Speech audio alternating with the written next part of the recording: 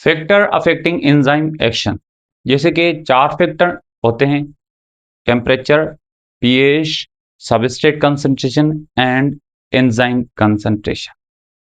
पहला factor temperature.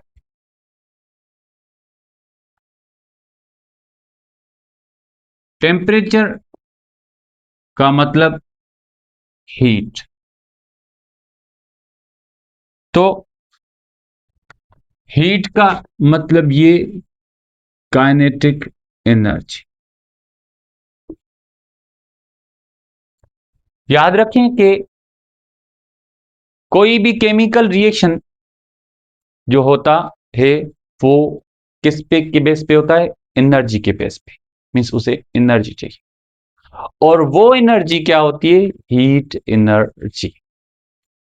कोई भी केमिकल रिएक्शन, वो लिविंग सिस्टम के बाहर हो या लिविंग सिस्टम के अंदर हो, इट मीन्स दैट उसे टेम्परेचर चाहिए, हीट चाहिए, मीन्स काइनेटिक एनर्जी चाहिए। सपोज हम बात करें केमिकल्स हैं जो स्टेबल और लेस रिएक्टिव है, लेकिन अगर हम इन केमिकल्स को काइनेटिक एनर्जी दे दें, मींस हीट दे दें, जैसे जैसे हीट बढ़ेगी काइनेटिक एनर्जी बढ़ेगी। काइनेटिक एनर्जी बढ़ेगी मींस क्या बढ़ेगी भाई? कोलिजन बढ़ेगी इन द मॉलिक्यूल्स। केमिकल्स जो भी हैं उनमें कोलिजन बढ़ेगी। अगर कोलिजन बढ़ेगी, मोशंस बढ़ेंगे। कोलिजन मोशंस के बढ़ने से ये जो केमिकल्स हैं वो क्या हो जाएंगे? लेस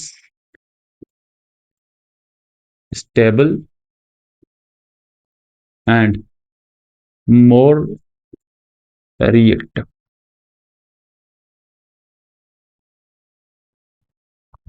तो सारे केमिकल्स को, लेकिन अगर हम बात करें लिविंग सिस्टम के अंदर, लिविंग सिस्टम के अंदर रिएक्टिव एजेंट कौन से होते हैं भाई?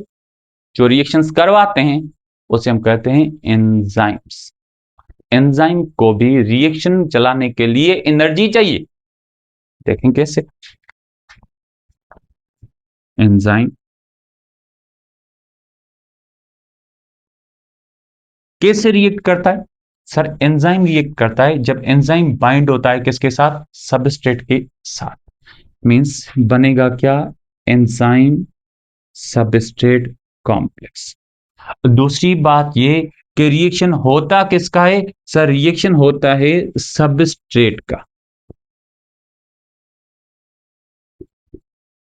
एक तो एंजाइम सबस्ट्रेट कॉम्प्लेक्स, यानी एंजाइम और सबस्ट्रेट के बीच इंटरेक्शन के लिए हीट एनर्जी चाहिए। दूसरा तो सबस्ट्रेट को भी वीक करने के लिए, अनस्टेबल बनाने के लिए और रिएक्टिव बनाने के लिए एनर्जी चाहिए, हीट एनर्जी। चाहे दो सबस्ट्रेट हो तो दोनों के बीच में केमिकल रिएक्शन कराना है, उसके लिए भी कोलिजन चाहिए, यानी काइनेटिक एनर्जी, हीट चाहिए। अगर एक सबस्ट्रेट हो उसको भी वीक करने के लिए, उसको ब्रेक करने के लिए दो सबस्ट्रेट में फिर से भी क्या चाहिए? Heat energy. मींस एंजाइम को एनी हाउ क्या चाहिए भाई? Heat energy.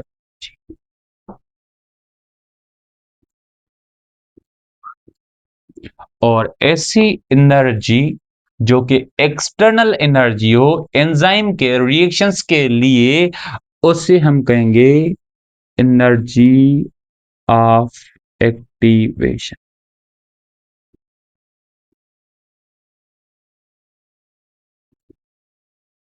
और एक्टिवेशन एनर्जी जैसे जैसे बढ़ाते चलेंगे तो रिएक्शन फास्ट होगा। याद करें, अगर यहां 0 डिग्री सेल्सियस है टेम्परेचर, तो एंजाइम रिएक्टिव नहीं होंगे, एंजाइम सबस्ट्रेट पे रिएक्शन नहीं दिखाएंगे। ठीक है। अगर जैसे जैसे टेम्परेचर बढ़ेगा तो सबस्ट्रेट के बीच में कोलियन बढ़ेगी और एंजाइम सबस्ट्रेट के बीच में भी कोलियन बढ़ेगी, जिसकी वजह से टेम्परेचर एनहांस करने से अप टू 10 डिग्री टेम्परेचर बढ़ाने से रेट ऑफ रिएक्शन डबल होगा। किसका? Enzyme. Means enzyme fast action दिखाएगा, 10 डबल एक्शन दिखाएगा अगर 10 डिग्री टेम्परेचर बढ़ाया जाए। 10 डिग्री बढ़ाने से बीच में कितना है? 0 to 10 degree rate of reaction double. लेकिन 10 से भी डबल करना है तो 10 को क्या कर दें भाई? 20। तो 20 डिग्री से तक पहुंचने से यह रिएक्शन 10 से आगे डबल होगा। 30 डिग्री पे और भी 20 से डबल हो जाएगा, और 40 डिग्री करने से 30 से डबल हो जाए। लेकिन 50 डिग्री करने से, स्पेशली इन ह्यूमन, 50 डिग्री करने से जो रेट ऑफ रिएक्शन होगा क्या होगा? डिक्लाइन। सर डिक्लाइन क्यों होता है? आपने बात की 0 to 10 डबल, 10 to 20 भी डबल, 20 to 30 भी डबल, 30 to 40 भी डबल, लेकिन आपने बात कह दी कि 40 से आगे जाने से रेट ऑफ रिएक्शन यानी डिक्लाइन हो जाएगा। डिक्लाइन क्यों होगा? और इस 0 to 10, 10 to 20, 10 डिग्री बढ़ाने से जो रेट ऑफ रिएक्शन डबल होता है उसे हम कहते हैं टेम्परेचर कोएफिशिएंट। इस टेम्परेचर को हम कहेंगे टेम्परेचर कोएफिशिएंट।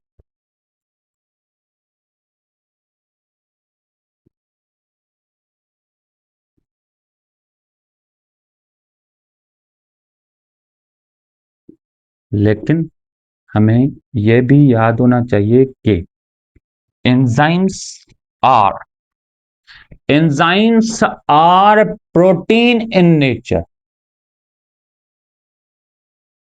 और कौन सी प्रोटीन है? सर ये प्रोटीन का फॉर्म है 3D फॉर्म यानी tertiary protein structure. 3D form, tertiary structure.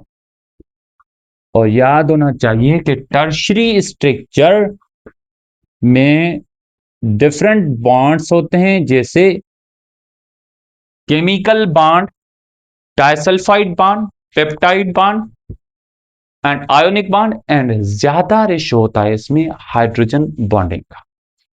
Tertiary structure को मेंटेन करना सारा काम ज्यादा से ज्यादा हाइड्रोजन, दूसरे भी होते हैं लेकिन ज्यादा हाइड्रोजन बॉन्ड। अब फोकस करें temperature 40 to 50।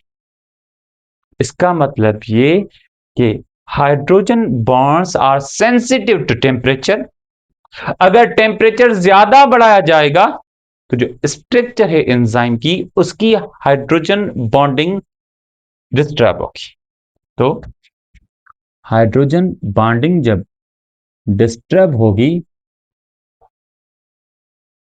Structure 3D structure disturb हो जाए।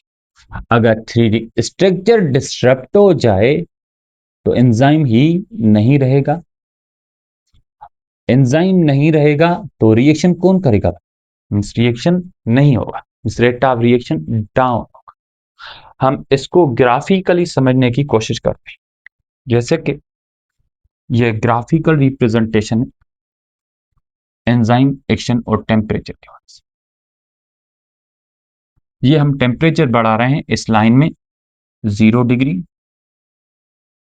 10 degree, 20 degree, 30 degree, 40 degree and 50 degree. जैसे जैसे टेम्परेचर बढ़ेगा तो रेट ऑफ रिएक्शन बढ़ेगा, और ये इस तरफ क्या है? इसका rate of reaction.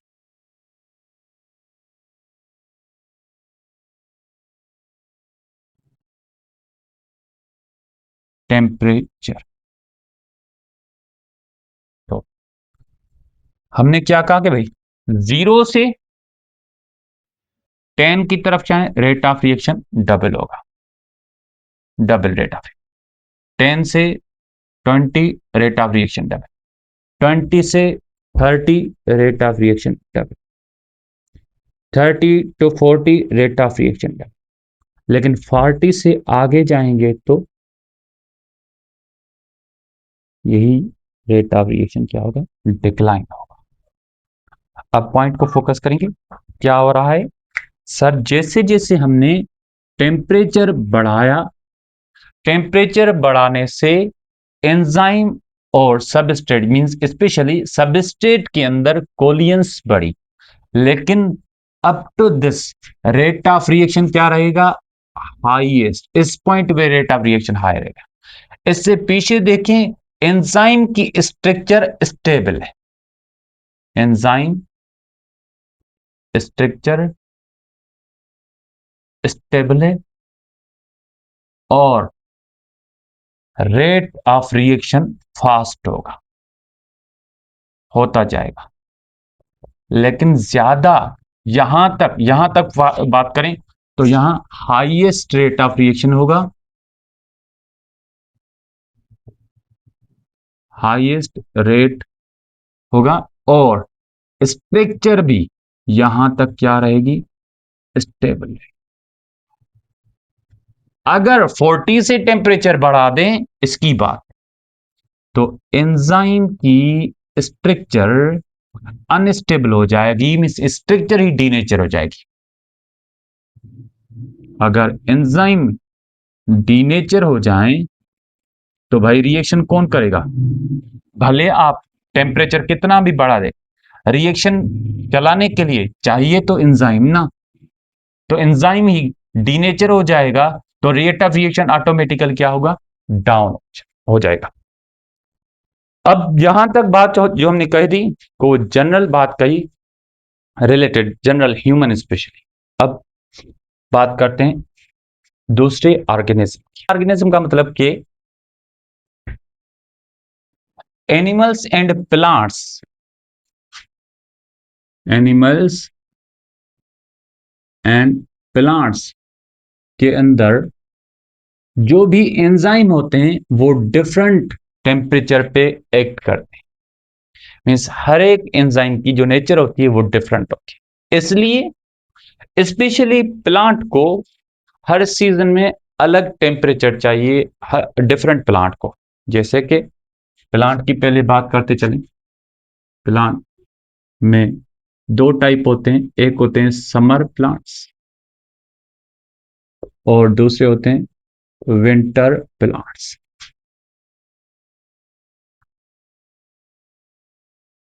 Summer plants को हाई टेम्परेचर चाहिए,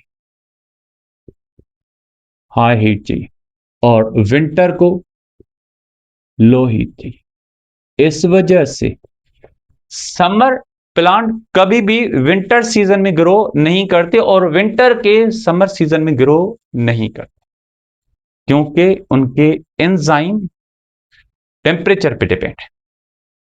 और अगर हम बात करें, सपोज ह्यूमंस की बात करते हैं, तो ह्यूमंस का जनरली ऑप्टिमम टेम्परेचर 37 डिग्री है। सर आपने यहां ऑप्टिमम का टर्म क्यों यूज किया, अब इसको फोकस करें। ऑप्टिमम वो टेम्परेचर जिस पे रेट ऑफ रिएक्शन हाई रहे, हाईएस्ट रेट ऑफ रिएक्शन हो, तो उस टेम्परेचर का नाम होगा optimum temperature.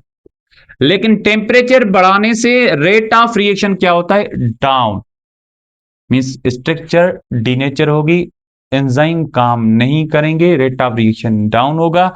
Such temperature is called maximum temperature.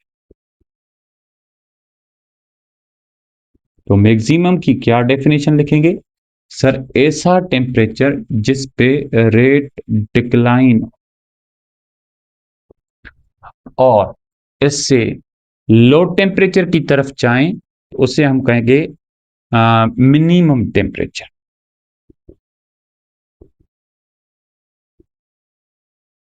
Minimum temperature भी रेट ऑफ रिएक्शन डाउन होगा। सर क्या मतलब? मैक्सिमम पे भी रेट ऑफ रिएक्शन लो और मिनिमम पे भी रेट ऑफ रिएक्शन लो। क्या मतलब है? मिनिमम पे रेट ऑफ रिएक्शन कम होगा लेकिन स्ट्रक्चर ऑफ एंजाइम स्टेबल होगी।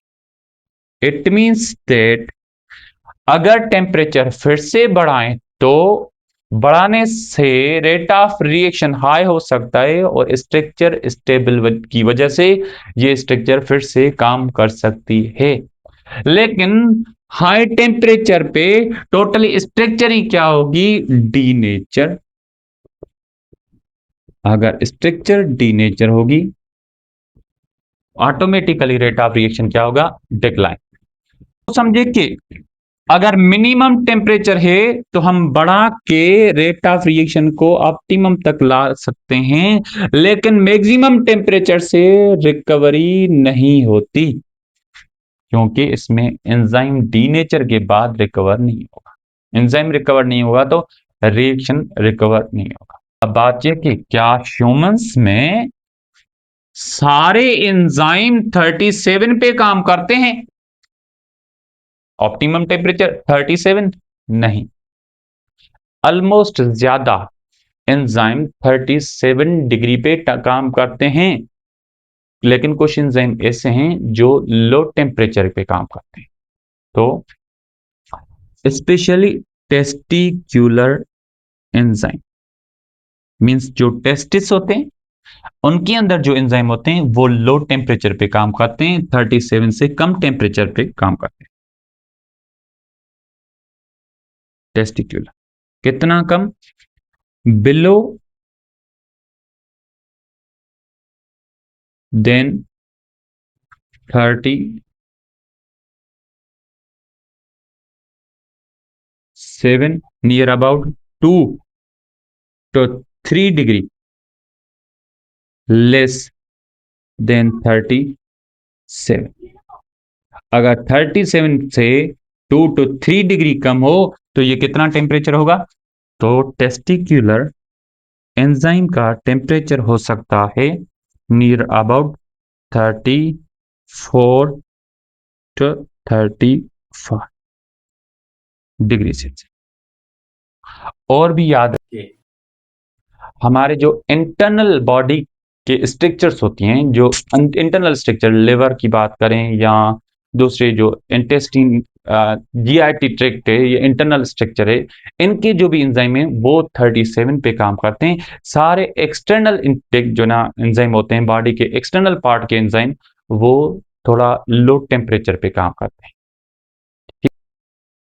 लेकिन कुछ बैक्टीरिया होते हैं जो हाई टेम्परेचर पे काम करते हैं।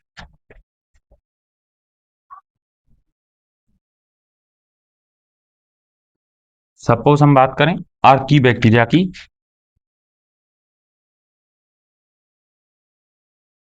आर्की बैक्टीरिया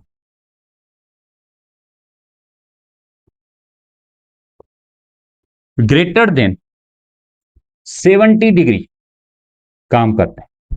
कुछ बुक्स लिखते हैं कि 100 डिग्री पे भी काम करते हैं या 120 तक काम करते हैं। तो ऐसे ही हम क्या कहेंगे? आर्की बैक्टीरिया 37 के अबोव काम करते हैं। एक्चुअली आर्की बैक्टीरिया नहीं करते, आर्की बैक्टीरिया के अंदर जो एंजाइम है वो काम करते हैं अबोव 37 डिग्री सेल्सियस। सपोज हम बात कर लें टेक पॉलीमरेज एंजाइम, जो पीसीआर मशीन में भी आर्टिफिशियली यूज होता है। ये एंजाइम अबोव 37, लेकिन ये एंजाइम डीनेचर नहीं होते, इनकी नेचर ही हाई टेम्परेचर के लिए।